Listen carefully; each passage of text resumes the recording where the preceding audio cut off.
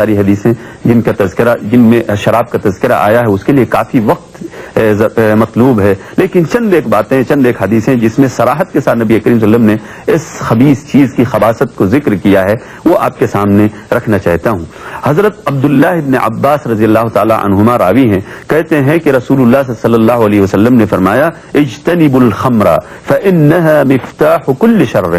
کہا کہ شراب سے بچو کیونکہ یہ ہر برائی کی چابی ہے، ہر برائی کی کنجی اور چابی ہے، اس کو جو شخص پیے گا وہ ہر برائی کرنے پر آمادہ ہو جائے گا اور وہ چیز اس کو ہر برائی پر ابھارتی رہے گی، آمادہ کرتی رہے گی۔ یہ حدیث مختلف احادیث کے مجموعے میں پایا جاتا ہے، مستدرک حاکم کی 4 جلد 134 میں دیکھ سکتے ہیں، اور حدیث صحیح ہے، امام حاکم نے اس کی تصحیح کی اور ذہبی نے ان کی تصحیح کی تائید بھی کی ہے۔ دوسری روایت، جیسے کہ انہوں نے پوچھا ہے کہ نماز پر اس کا کیا اثر پڑتا ہے اس شراب کے پینے کا، تو اس کا خاص تذکرہ نبی کریم صلی اللہ علیہ وسلم نے ایک دوسری حدیث میں کیا۔ راوی عبداللہ ابن عمرو ابن عاص رضی اللہ عنہما کہتے ہیں کہ رسول اللہ صلی اللہ علیہ وسلم نے فرمایا من شرب الخمر فسکر منها لم تقبل له صلاة 40 یوما، جس نے شراب پی کے نشے میں مبتلا ہوا تو 40 دن کی اس کی نماز قبول نہیں ہوگی۔ پھر ثم ان شرب منها، پھر اگر دوبارہ اس نے پیا اور پھر وہ نشے میں آیا تو پھر 40 دن کی اور مزید اس کی نماز قبول نہیں ہوگی۔ ثم ان شربا، پھر اگر تیسری مرتبہ پیا پھر نشے میں آیا تو پھر تیسری مرتبہ 40 دن کی مزید اور نماز اس کی قبول نہیں ہوگی۔ اور پھر فرماتے ہیں اگر چوتھی مرتبہ بھی پیا اور پھر نشے میں آیا تو کان حقا علی اللہ ان یسقیہ من عین الخبال، تو اللہ تعالیٰ کے اوپر یہ حق ہے کہ وہ اس کو خبال کے چشمے خبال سے اس کو پھر پلائے گا۔ لوگوں نے پوچھا یہ خبال کیا ہے، خبال کا چشمہ کیا ہے، تو نبی کریم صلی اللہ علیہ وسلم نے فرمایا کہ جہنمیوں کے لہو اور پیپ کی نہر ہے، اس نہر سے ایسے انسان کو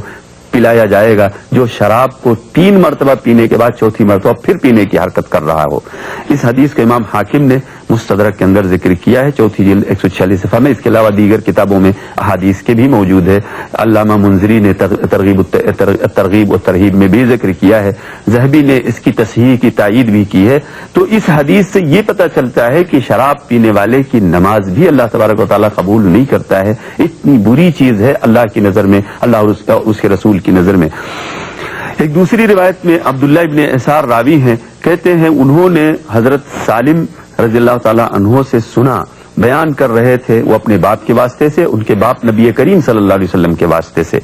وہ کیا تھی؟ کہتے ہیں کہ نبی کریم صلی اللہ علیہ وسلم نے فرمایا ایک موقع پر کہ 3 چیزیں یا 3 افراد ایسے ہیں کہ جن کی طرف اللہ تبارک و تعالیٰ قیامت کے دن دیکھے گا بھی نہیں، یعنی رحمت کی نظر سے نہیں دیکھے گا۔ وہ کون لوگ ہیں؟ عاق لوالدیہ، ایک وہ انسان ہے جو اپنے والدین کا نافرمان ہو، ومدمن للخمر، اور وہ دوسرا انسان ہے جو شراب کی عادت میں اس قدر مبتلا ہے کہ برابر پیتا رہتا ہے، ومنان بما آتا، اور ایک تیسرا انسان وہ ہے کہ جو کسی کے اوپر کوئی احسان کر کے احسان جتاتا ہے۔ اس حدیث کو بھی امام حاکم نے روایت کیا ہے۔ شراب ہی کے تعلق سے ایک اور حدیث جس کے راوی حضرت انس ابن مالک ہیں، کہتے ہیں لعن رسول اللہ صلی اللہ علیہ وسلم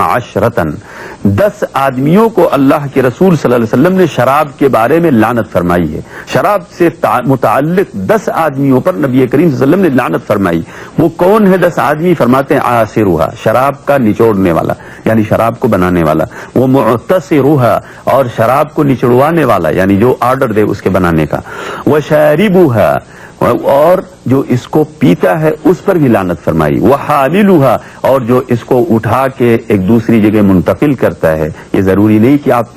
پیتے نہیں ہیں تو آپ گنہگار نہ ہو، اگر آپ اپنی گاڑی سے اٹھا کر لے جاتے ہیں کہیں دوسری جگہ منتقل کرتے ہیں تو یہ آپ اس پر بھی گنہگار ہیں۔ اگر کرایہ لیتے ہیں تو مزید گناہ ہے، بغیر کرایہ کی بھی لے جائیں تو بھی گنہگار ہیں۔ والمحمولۃ الیہ، اور جس کی طرف اٹھا کے لے جایا جا رہا ہے وہ بھی ملعون ہے۔ وساقیھا، اور اس کا پلانے والا بھی گنہگار ہے، ملعون ہے۔ وبائعھا، اور اس کا بیچنے والا بھی، اور جو اس کی قیمت کھاتا ہے وہ بھی ملعون ہے اللہ کی نظر میں، 8واں انسان ہے۔ اور جو شخص اس کو خریدتا ہے وہ بھی گنہگار ہے، چاہے خود نہ پیتا ہو، خرید کے لے جاتا ہے کسی اور کے لیے، کسی جیسا کہ ہم نے دیکھا ہے یہ بہت بری عادت ہے۔ ہم نے دیکھا بہت سارے لوگ یہاں سے جب اپنے ممالک کو جاتے ہیں تو وہاں پر کسٹم والوں کے لیے یہاں سے شرابیں، یہاں سے سگریٹ، یہاں سے مختلف قسم کی چیزیں لے کے جاتے ہیں تاکہ وہ کسٹم کے افسروں کو خوش کر دیں اور اس طرح سے وہ ان کے مال کا کسٹم نہ ہو. یہ انتہائی اس حدیث سے پتہ چلتا ہے کہ جو اس کو خریدتا ہے، چاہے وہ خود اپنے لیے خریدتا ہو یا کسی غیر کے لیے خریدتا ہو، وہ بھی ملعون ہے اللہ کی نظر میں. والمشترى له، اور جس شخص کے لیے خریدا جا رہا ہے وہ بھی اللہ کی نظر میں ملعون ہے. تو یہ 10 افراد جو شراب سے کسی بھی طرح کا تعلق رکھتے ہیں، قریب کا، دور کا، سب کو اللہ کے رسول صلی اللہ علیہ وسلم نے فرمایا کہ سب پر اللہ کی لعنت ہو، سب اللہ کے ملعون ہیں، قابل لعنت ہیں. اس حدیث کے ابن ماجہ نے، ترمذی نے روایت کیا اور الفاظ ترمذی ہی کے ہیں، اور علامہ حافظ ابن حجر نے کہا کہ اس کے روات بھی ثقات ہیں، یعنی قابل اعتماد ہیں. یہ حدیث صحیح ہے. اور یہ بھی آپ کو معلوم ہونا چاہیے کہ شراب یا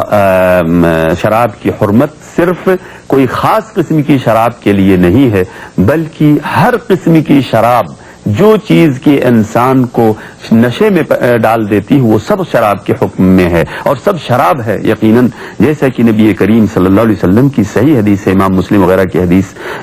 میں موجود ہے، آپ نے فرمایا کل مسکر خمر، ہر نشے میں لانے والی چیز خمر ہے یعنی شراب ہے، اور ہر مسکر چیز، ہر نشہ لانے آور چیز وہ سب حرام ہے.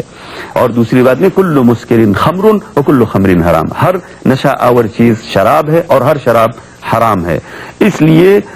بعض لوگ یہاں پر اس دور میں جبکہ جدید ٹیکنالوجی نے مختلف وسائل سے، مختلف چیزوں سے، مختلف اشیاء سے کشید کرنا شروع کر دیا ہے اور مختلف ناموں سے یہ نشے کی چیزیں، تو بہت سارے لوگ کہتے ہیں کہ جو شراب قرآن میں حرام ہے وہ وہی ہے جو زمانے جاہلیت میں لوگ کھجور سے یا انگور سے بنایا کرتے تھے، وہی شراب حرام ہے. دیگر انواع جو ہیں جو سے، گندم سے اور مختلف چیزوں سے، مختلف اناج سے، مختلف دانوں سے یا مختلف اشیاء سے جو کشید کی جاتی وہ چیز حرام نہیں ہے. لیکن یہ خیال قطعاً غلط ہے، بلکہ نبی کریم صلی اللہ علیہ وسلم نے ایک قاعدہ کلیہ بیان کر دیا اور فرمایا کہ شراب، ہر وہ چیز جو نشے میں لانے والی چیز ہے وہ سب شراب ہے، اور جو نشے میں اور جو شراب ہے وہ سب حرام ہے اللہ تبارک و تعالیٰ کے صریح حکم کے مطابق. اسی لیے ایک دوسری روایت میں نبی کریم صلی اللہ علیہ وسلم نے فرمایا شراب ہی کے تعلق سے، فرماتے ہیں 3 قسم کے آدمی جنت میں داخل نہیں ہوں گے. ایک وہ ہے، فرمایا کہ لوگوں نے پوچھا وہ کون ہے اللہ کے رسول، تو فرمایا الدیوس والرجلۃ من النساء ومدمن الخمر. ایک وہ انسان ہے کہ جو شراب کو پیتا ہے. لوگوں نے کہا اللہ کے رسول ہم تو جانتے ہیں مدمن الخمر کون ہے، لیکن یہ دیوس کون چیز ہے، کون انسان ہے جس کی لعنت کی گئی ہے؟ تو نبی کریم صلی اللہ علیہ وسلم نے فرمایا دیوس وہ انسان ہے جو اس بات کی پرواہ نہ کرتا ہو کہ اس کے گھر والوں کے پاس کون آتا جاتا ہے، اس کی بیوی بچوں کے ساتھ کون آتا جاتا ہے، اٹھتا بیٹھتا ہے، اس کی پرواہ نہیں اس کو ہے. بہت سارے لوگ ہیں بڑے لبرل ہوتے ہیں، بڑے آزاد ہوتے ہیں، ان کی بیوی کسی سے مسافہ کرے، خلوت میں جائے، تنہائی میں چلے جائے، کچھ پرواہ نہیں ان کو. یہ ساری چیزیں کہتے ہیں کہ وہ انسان ہے کہ جس کی غیرت ختم ہو گئی ہو اور اسلامی آداب جو ہے ملاقات کے، اٹھنے بیٹھنے کے، اس کا پاس و خیال نہ کرتا ہو، تو یہ انسان دیوس ہے اسلام کی نظر میں. اس لیے فرماتے ہیں اس پر بھی اللہ کی لعنت ہے. اور فرمایا کہ لوگوں نے پوچھا وما الرجلۃ من النساء، کہ یہ رجلہ کون چیز ہے؟ تو لوگ نبی کریم صلی اللہ علیہ وسلم نے فرمایا یہ وہ عورت ہے جو مردوں کی مشابہت اختیار کرتی ہے، یعنی اپنی نسوانی کیفیت، اپنی نسوانی عادتیں اور خصلتیں چھوڑ کر کے مردوں کی خصلت اور مردوں کی عادت اختیار کرنا چاہتی ہے. تو ایسی عورت پر بھی اللہ تبارک و تعالیٰ نے لعنت کی ہے. اللہ کے رسول صلی اللہ علیہ وسلم نے